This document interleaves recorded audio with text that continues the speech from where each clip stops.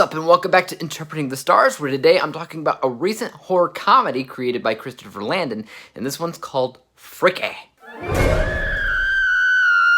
If you're unfamiliar with Christopher Landon, he's currently most known for Happy Death Day and Happy Death Day to You, though he does have a few other titles associated with him as well.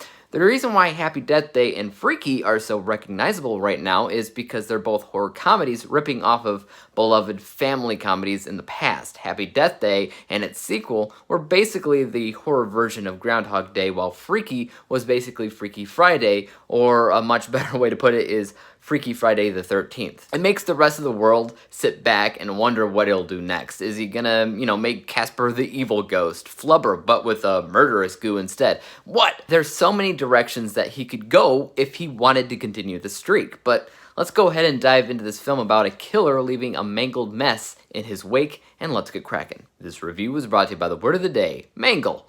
To injure with deep disfiguring wounds by cutting, tearing, or crushing. Freaky tells the story of teenage Millie Kessler, who is just your everyday girl, but little does she know that she's gonna be the next victim of the Blissfield Butcher, who stabs her with an ancient tribunal blade which switches their bodies. The next day, Millie wakes up in the Butcher's body and the Butcher wakes up in hers, and she has less than 24 hours to switch back before the change becomes permanent. The most important thing to note about Freaky is that it's a lot of fun. Just like Happy Death Day, you watch this and the first thing that comes to mind isn't necessarily that it's a technical marvel that'll win awards, but rather it's an entertaining horror comedy that is very tongue-in-cheek and self-aware.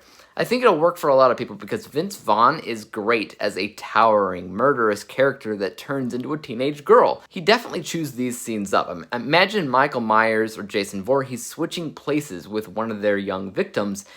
That's basically what you get in this movie, and that premise alone is great. I also think that even though the plot as a whole isn't very original at all, the mashup of two very different concepts being intertwined once again feels like an original approach, which is basically how I felt about Happy Death Day as well. Freaky also has a number of surprisingly gory moments in the film that I think were actually well executed. Bottom line, it's a fun, entertaining film, which is exactly what it was trying to be, so bravo. On the downside, this film is completely dependent on the premise, which transforms it into a bit of a gimmick thing because once that transformation occurs, the narrative kind of stops right there.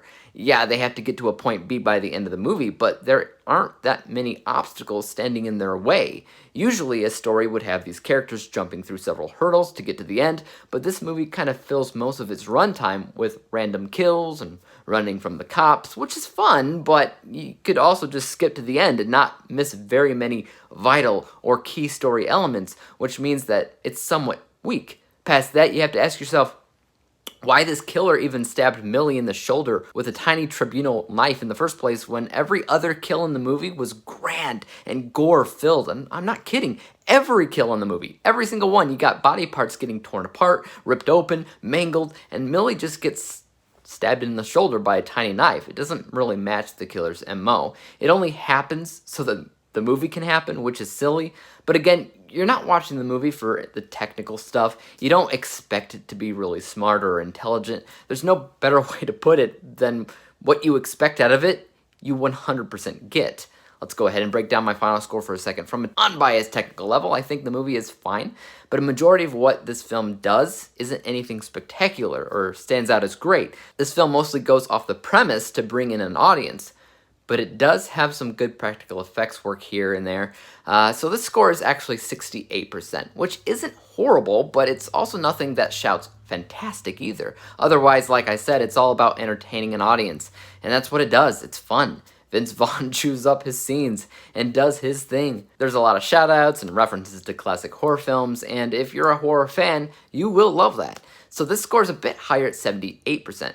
When we average out the two scores together, we come to the final rating of 73%, 73 out of 100 possible stars, or a C letter grade. I would say that this end score is technically lower than I would have imagined it being, but when you watch the movie, it makes sense. There's plenty of spots where they could have done something great or different.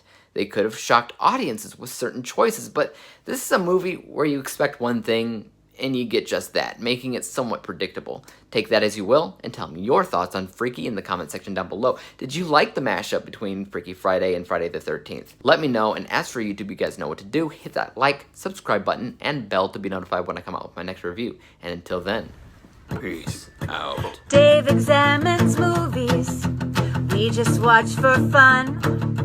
Davey is the expert.